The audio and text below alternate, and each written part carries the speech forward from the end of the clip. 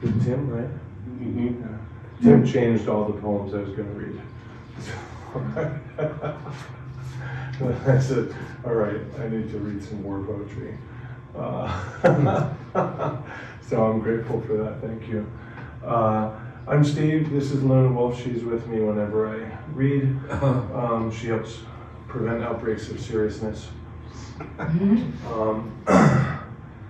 So I'm going to just start with this. I have I found during COVID that I felt helpless with regard to my students, and nobody's been through it before, don't know what to do. What can I'm not a doctor, don't have $1 billion, no, so I just, and I thought, oh, I can write poetry. I don't know if it helped, but I wrote a poem every day for the starting the day that, whatever, the lockdown, I guess. Basically in every poem it was about a new day has come, as people were convinced it wouldn't be. But I refused to use the word hope in the whole book. So it's called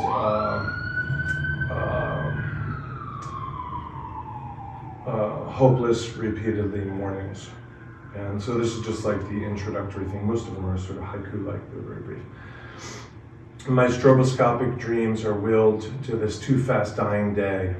As Blacknight looms, I look westward to the downfalling orange sun, expecting a caoutchouc horizon to trampoline me into a yesterday tomorrow. The Tao teaches of 10,000 coffees, brings sense and sense to brewing. The Tao teaches that 10,000 coffees give birth to 10,000 no coffees. Lemongrass tea sun rises, Rebellious G, Vomitivo noon, Ayahuasca setting sun, surrender, Ayahuasca getting medicine moon. An unspoken sky hosts at most the pale diffidence of a waning moon, and soon a wailing sun will wake me, a dirgeless, deathless tune. Om, without distance, together Returnéd, sun and earth at dusk meeting. Om, late July, and the blank white skies have fallen petal by petal from the daisies, leaving stalk top a soul sullen yellow sun to be mown. Under this dead sky, a million minific golden suns fall free from gray-white birch. The ground shook, somehow screaming out of sky the starchy endosperm clouds, winnowing the view down to a golden kernel sun. The moonwash unglaring lit the lot of brambling trees by their tops, aglow atop topmost canopies of moonlit trees. The sun soon would warm what once was only lit. Respecting the charity of an empty sky, the ill and ill-fated jaundiced sun scratched its way up through morning fog. All through the forest, lungs and mind expand beyond softly fallen eyes. Soon, so many will awaken to a smaller world, sunlit. Standing upon a globe of bone dust, we whirl windlessly in vast everdark, awaiting a turn toward light. The first gift from everywhere, from stars to self, was bones. The next was seeing shadows and seeing light. The last will be the return to space. Noonday bright and cloudless, surplusage stars palely shine, I'm sure, somewhere. When mortal sun later falls, the stars will show. Now dawns at the edge of curtilage of hermitage, asleep out inside on the eyelids between the light and the lost. Sky cold, sky east, warm, sky blue, sky cool, sky west, warm, sky black, sky cold, sky star, cold. I look east, I wait. Little did I know how, little did I know, sat with sun, accompanied by moon's capacity for silence. Western wildfires brought a hazy Rubicon sunset before sunset, and soon a clot of tangerine stars, which was the apricot moon, shattered the evening star sky, fell as shimmery shrapnel onto sharp-bladed grasses. Morning dew. Hazy day, unable to hold aloft the heavy ovum sun. Western swamp forest receives the egg sun with her pilous branches, giving birth to night. I fell to sleep, or death, I woke, or maybe rose again to a plum sky, a mauvine morn, or was I hypnotized by dyes not born?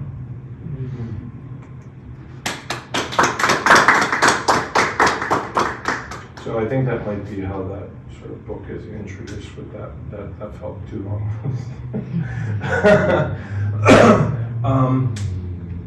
So this one is called Yutu. I don't remember if this kind of tells the story of Yutu in the poem.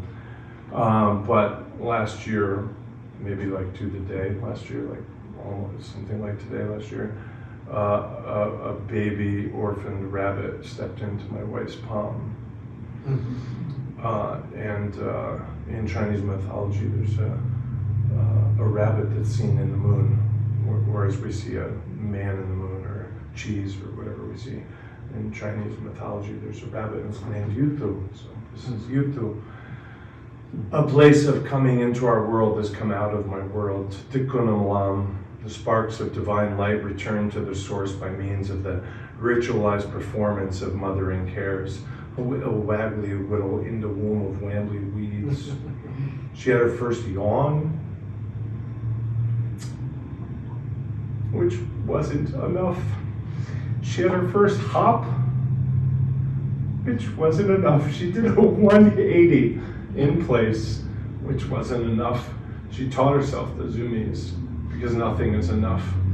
She was a mountain goat. She was a mole. She learned from a giraffe. She was a parrot. She listened to Liszt and Brahms. She learned to lift her ears and then to turn them and then fold them back again. The catbirds were amused by her. She was unstirred by the racing and ricocheting chipmunks. I whispered my worry of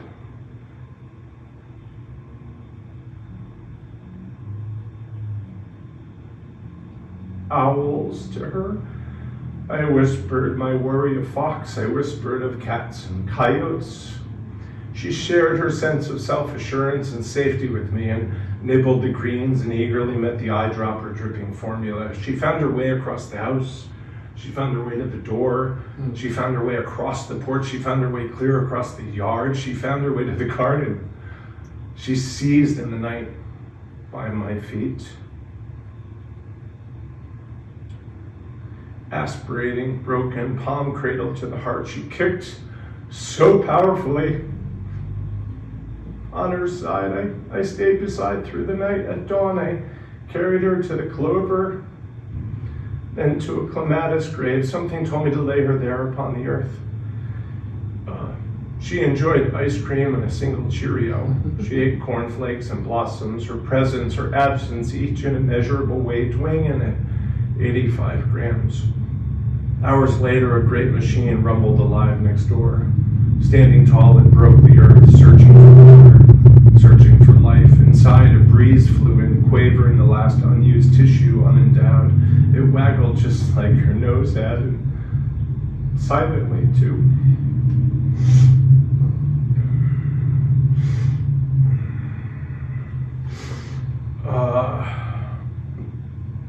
That was great. Thank you very much.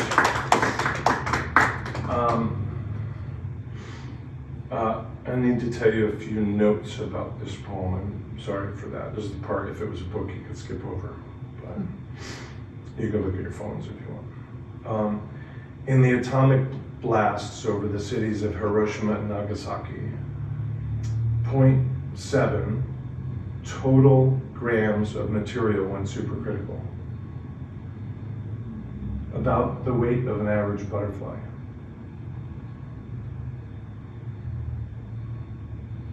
There's a term in Japanese called hibakusha. It translates as explosion affected people. 165 people were in Hiroshima when the bomb fell, who escaped the city. They escaped the atom bomb falling on their city. 165 people escaped Hiroshima for Nagasaki.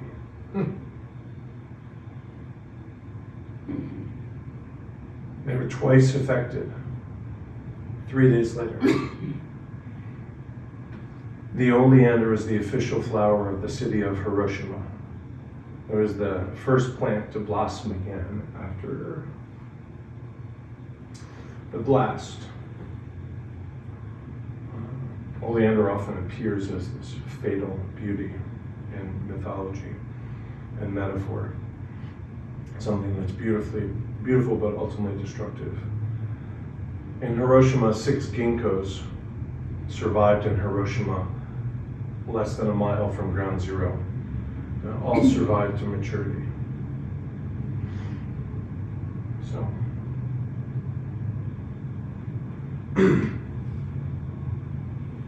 Hyakuroko Jugo is 165 in Japanese. This is called the weight of a butterfly. Etched Hibakusha. Hyakuroko Jugo twice. Oleander, 6 ginkgo. And for Bethany, in Spanish, El peso de una mariposa, Hibakusha grabada, Hyakuroko Jugo 2 veces, Oleander, 6 ginkgo.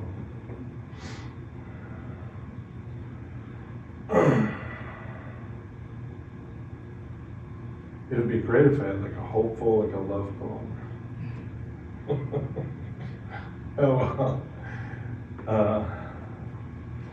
So I was thinking about the most recent war, because that's what people do.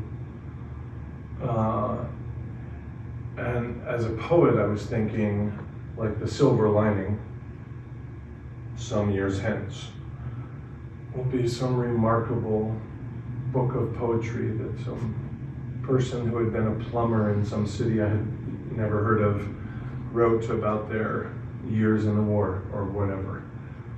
And I was thinking,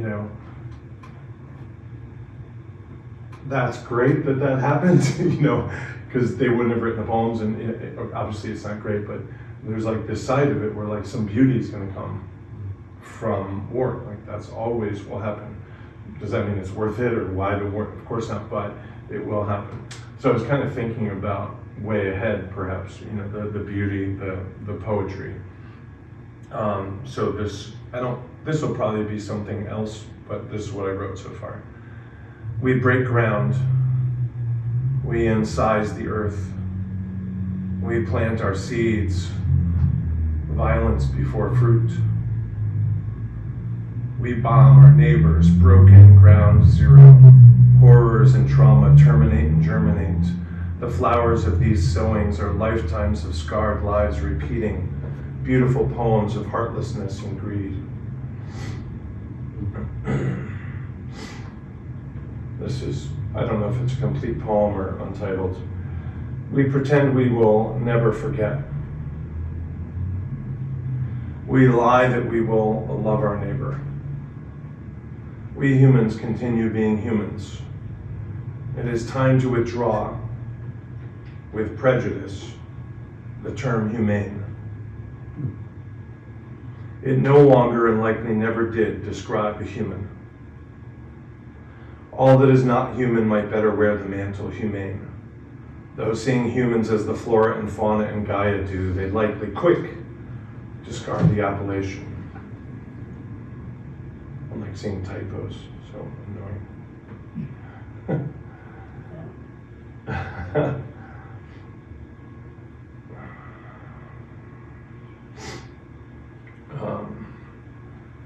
So I teach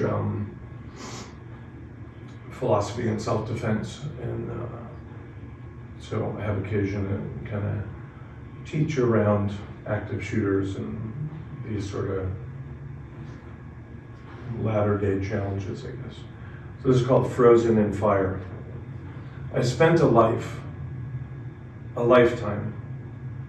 I've just spent an hour.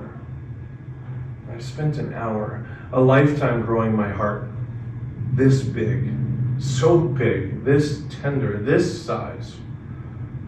An hour listening to long-form journalism stories, school shootings, preparing a school, for shootings.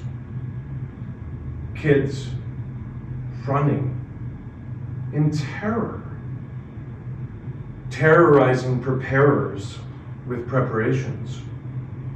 Preparations that include blanks. Blanks that shout and leave shuddering, that leave emotions blank, frozen in fire. I've spent a lifetime, I've spent an hour. The terror won't fit inside this heart. I can't fit it in. As big as it's got, I can't get it in, much less hold it in.